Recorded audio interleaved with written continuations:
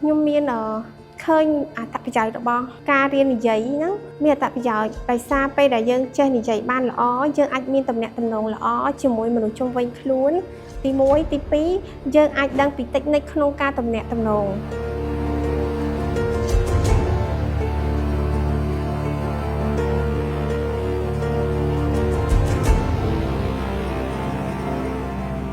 សួរលោកគ្រូខ្ញុំឈ្មោះកៅស្រីអេមជាអាណាព្យាបាលរបស់អូនដូចមូលិកាចាលោកគ្រូខ្ញុំស្គាល់វគ្គសិក្សា Gutalk នេះដោយសារតាមប្រព័ន្ធ social media តាម Facebook ហើយខ្ញុំក៏បានតាក់ទងមក page ដើម្បីឲ្យបានអូនចូលរៀនដោយសារខ្ញុំគិតថាអូនមានចំណុចខ្វះខាតអត់មានទំនុកចិត្តក្នុងការនិយាយហើយគាត់និយាយតិចអត់សូវឮចាលោកគ្រូខ្ញុំគាត់សម្គាល់ឃើញថាតាំងពីមិនទាន់ចូលរៀនរហូតបានចូលរៀនគាត់មានការអភិវឌ្ឍច្រើន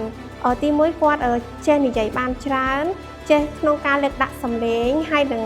ចេះធ្វើកាយវិការទៅតាមអត្ថបទឬទៅតាមសកម្មភាពរបស់អត្ថបទដែលអ្នកគ្រូដាក់មកក្នុងនាមខ្ញុំជាអាណាព្យាបាលខ្ញុំមានអារម្មណ៍សប្បាយចិត្តដែលកូនអាចនិយាយប្រសើរជាងមុនហើយគាត់មានទំនុកចិត្តជាងមុន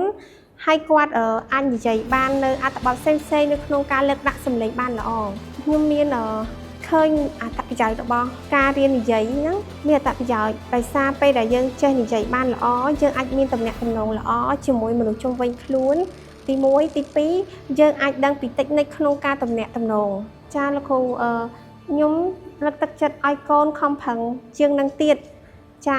ហើយម៉ាក់នឹងជំរុញឲ្យកូនបានចូលរៀនវគ្គបន្តទៀត